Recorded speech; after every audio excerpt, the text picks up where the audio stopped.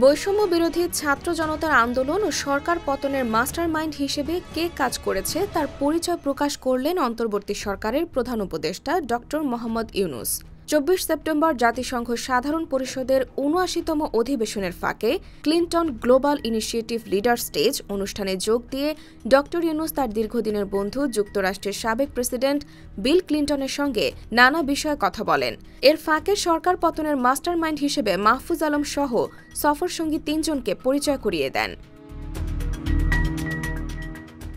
Clinton Global Initiative leader stage বক্তব্যে ড. ইউনূস বিগত সরকার কিভাবে ছাত্র জনতার ওপর গুলি চালিয়ে হত্যাকাণ্ড ঘটিয়েছে তার বর্ণনা দেন। এক পর্যায়ে নতুন বাংলাদেশ নিয়ে কথা বলা শুরু করেন। বাংলাদেশের গণ-অভ্যুত্থানের কথা বলার সময় তিনি দর্শকদের জানান এখানে তাদের কয়েকজন প্রতিনিধি রয়েছেন।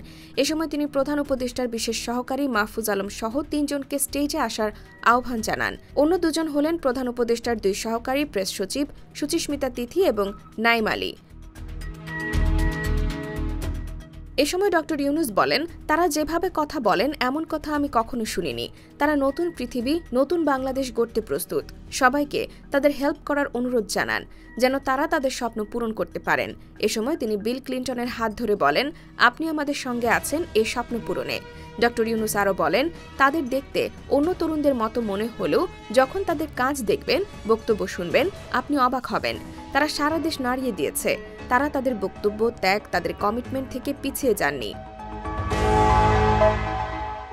এ সময় মাহফুজ আলমকে সামনে এগিয়ে দিয়ে তিনি বলেন, গণ-অভ্যুত্থানের পেছনের কারিগর মাহফুজ। যদিও মাহফুজ সবসময় বলে তিনি একা নন, আরও অনেকে আছেন। যদিও তিনি গণ-অভ্যুত্থানের পেছনের কারিগর হিসেবে পরিচিত। এটা খুব সুশৃঙ্খল আন্দোলন ছিল উল্লেখ করে ড. ইউনূস বলেন, এটা হঠাৎ করে হয়েছে এমন কিছু নয়, খুবই গোছানো আন্দোলন। এত বড় আন্দোলন হয়েছে অথচ মানুষ জানত না কে আন্দোলনের নেতা। ড. ইউনূস বলেন, মাহফুজের কথা শুনলে সারা পৃথিবীর যে কোনো তরুণ অনুপ্রাণিত হবেন। তারা নতুন বাংলাদেশ তৈরি করবে। বৈষম্য বিরোধী ছাত্র আন্দোলনের লিয়াজু কমিটির একজন সমন্বয়ক মাহফুজ আলম, মাহফুজ আবদুল্লাহ নামেও তিনি পরিচিত। আন্দোলনের নেপথ্যে থেকে গুরুত্বপূর্ণ সিদ্ধান্ত গ্রহণে অংশ নেয়ার জন্য তিনি আলোচিত। বর্তমানে তিনি প্রধান উপদেষ্টা ড. মোহাম্মদ ইউনূসের বিশেষ সহকারী।